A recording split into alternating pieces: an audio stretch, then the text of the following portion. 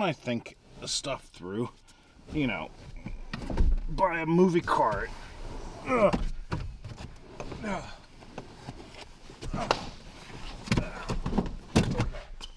Fun fact, even if it's unlocked, those doors don't work.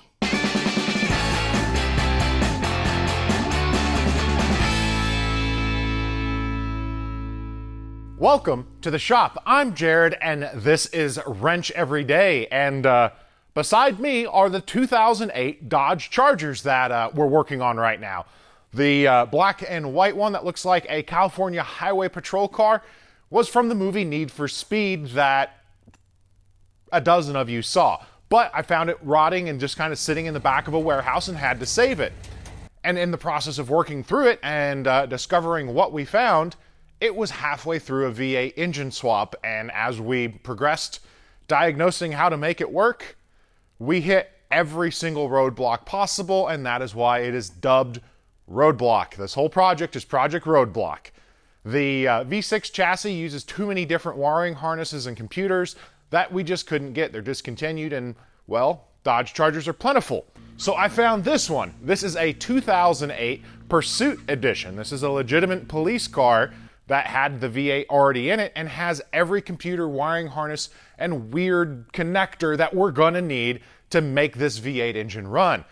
There's a couple things special about this thing. One, the engine's blown up really, really good. In the last episode, we tried to turn it over and almost broke the crank bolt. So it's broken. And another interesting fact that I found out when I pulled up the build sheet of the car is underneath this teal blue, it is white, and it was designated as a Florida car sold to Orlando. So this most likely served as an Orlando Police Department car, which, useless information, but it's kind of cool, right? I guess, you know, it shouldn't be too salty. Speaking of leaving you salty, today's sponsor is not going to do that.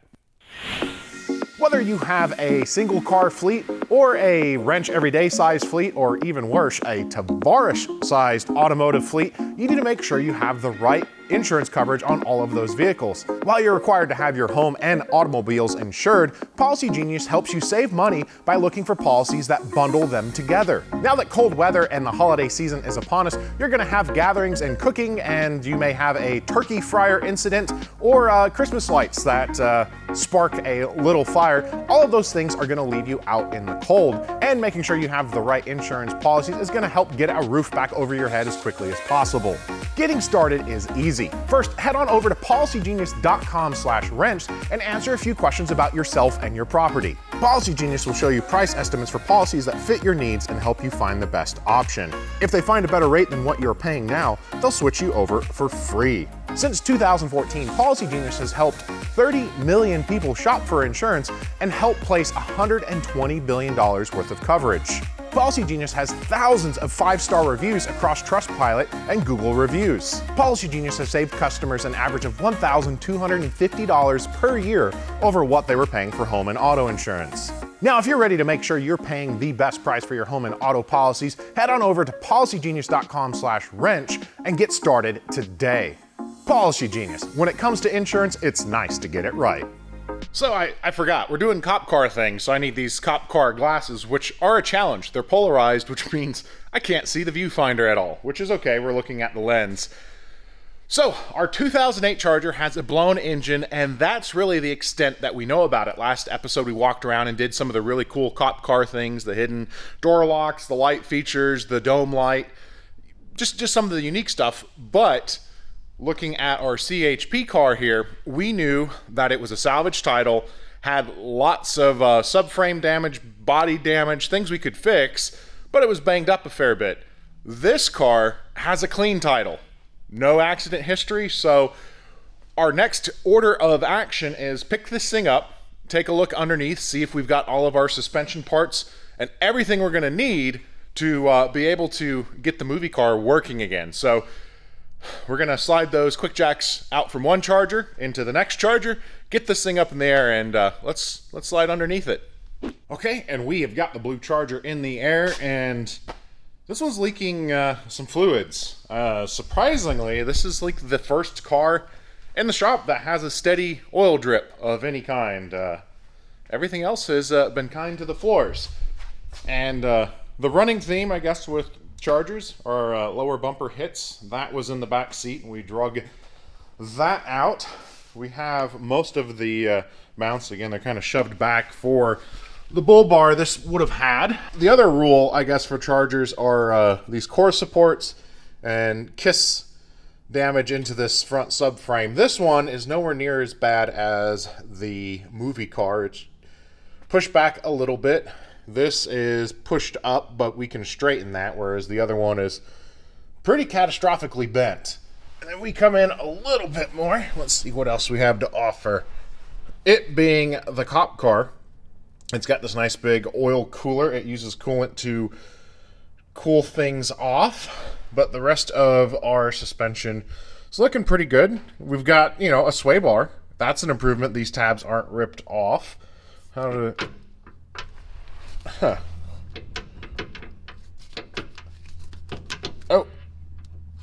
So the power steering rack's not bolted in. That's something.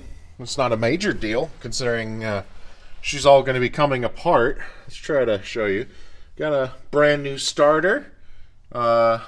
Fluids dribbling out there and here. And let's see. That's ATF.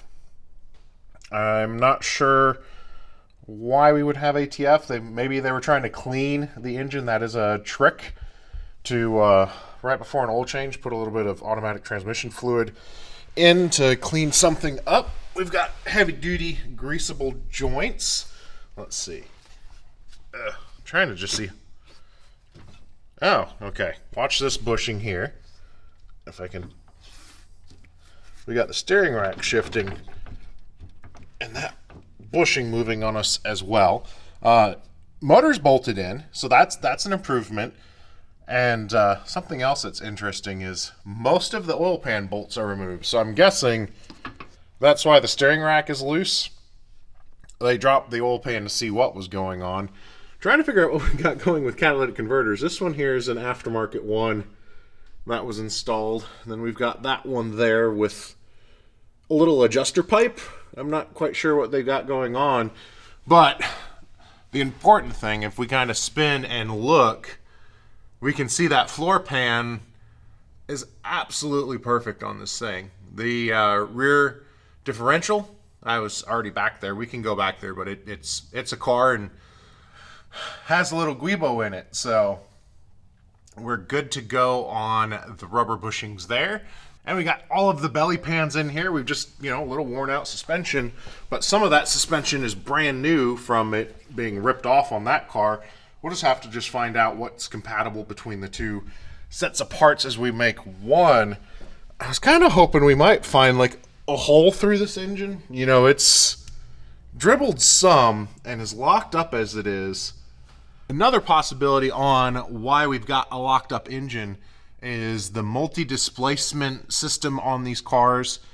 They will bypass. It's a little bit better than the other manufacturers as far as longevity, but if you don't take care of your oil service, put in cheap oil, one of the rollers could lock up. The roller on the lifter that pushes the push rod to open the valve can lock up, and I wonder if it potentially spat a valve out, dropped a valve, and broke it there, because I don't see any evidence that this thing was hot rodded. Other than, obviously, I'm sure the patrol officer wasn't kind to it. They need them to work all the time, but they also, they use the go stick a lot and accelerate. So, but yeah, if we're looking underneath this car, it is in really good shape, which means everything is likely going to be what we need to use and work with.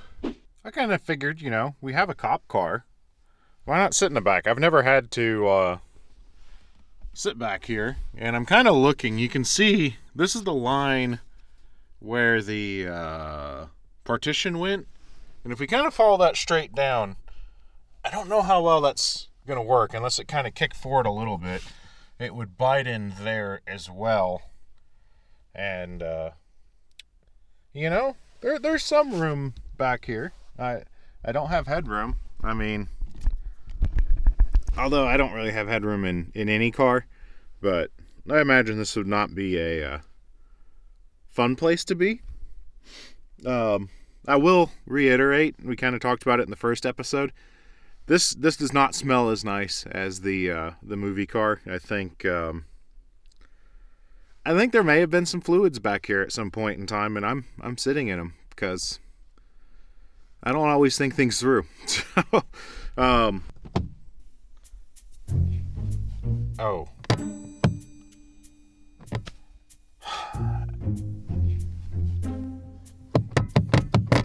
It's a cop car. The doors aren't meant to be open from here.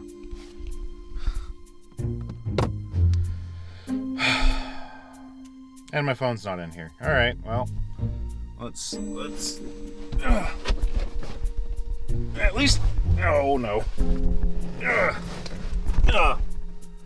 was gonna say at least dodge. Ow. Oh no, the rear seat's coming up. Okay. If we're gonna do this, let's make it entertaining. There, can you kind of see? Alright, there you go.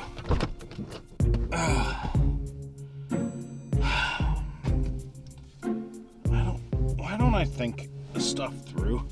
You know, buy a movie card.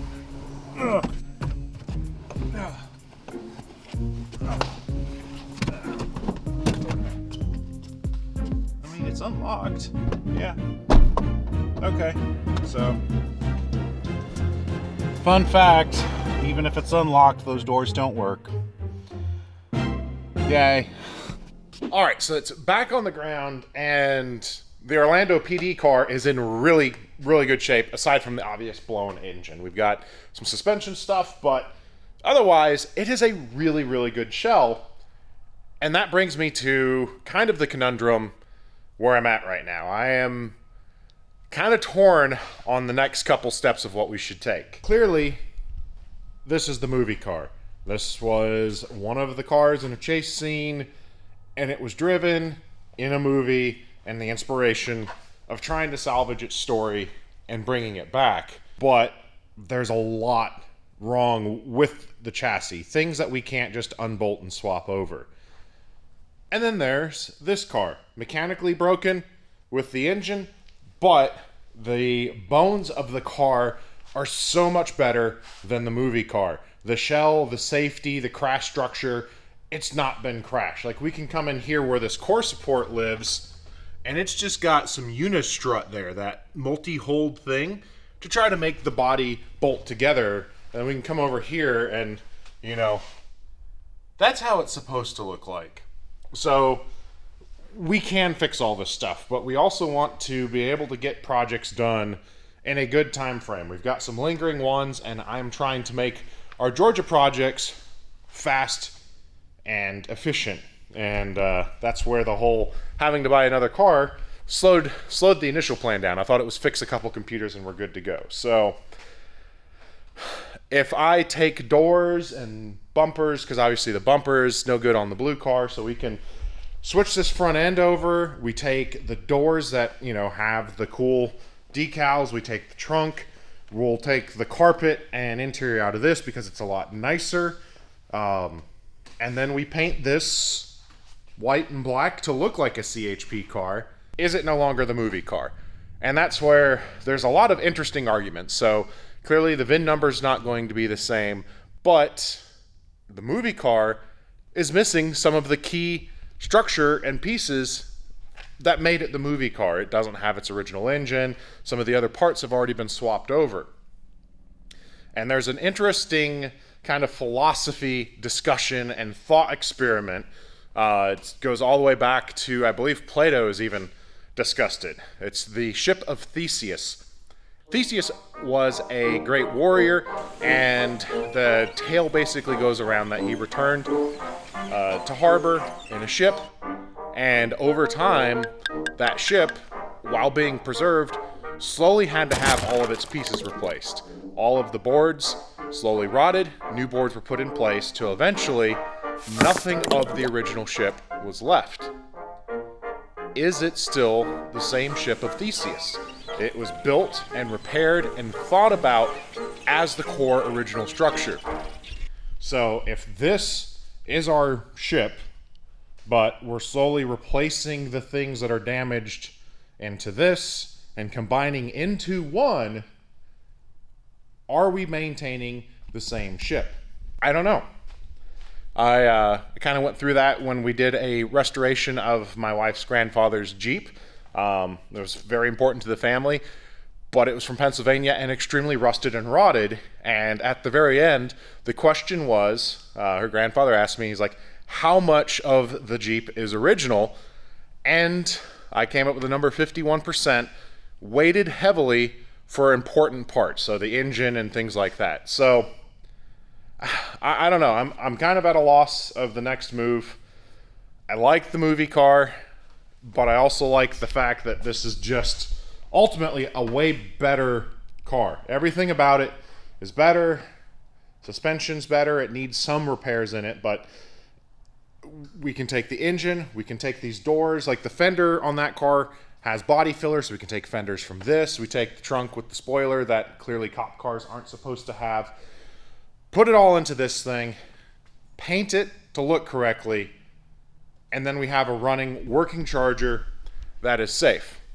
The other key, extraordinarily key thing, that car has a clean title. No accident history, no rebuilt history, no salvage history. It's ready to register and insure.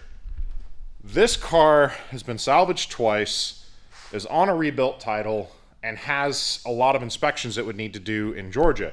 Even though it's technically a rebuilt title from out of state, Georgia still wants to re-inspect it here when it's all together.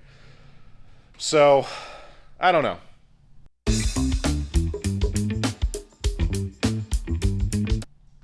We're at a predicament with Roadblock. We have two paths forward. Both of them are going to lead to a completed Charger, and I really want your opinions on it. Comment down below which one should be our foundation. Their safety, yes, questionable choices are a common thing around here, but we also need to try to be safe. And I feel like I'm leaning towards the blue one, also because we get to do some painting ourselves. We don't send that off to a body shop here in Georgia. We're going to do the painting. So we get to go through that whole process of paint at home, which is cool. So we could do that together. So it's a big predicament. I don't know. We got to come up with a solution quick because we want to keep these projects moving forward and working. And I guess one other thing we have to look forward to is we have a 5.7 that's blown up that we'll take apart and see what broke. Show you guys the inside of the engine. We had planned to try to do that before. Never were able to. So we've got a broken engine that we can take apart. So there's lessons no matter what. But yeah, we're almost at another roadblock. We're not. We have directions forward. We just need to know, do we go down left path, right path? Please let me know what you guys are thinking, what you think the right thing is to do. I don't think the questionable one is the path we should take, but I don't know. We'll think about it. We'll figure it out. So there we have it. Two Dodge Chargers, constantly giving us room to think and pause and wonder.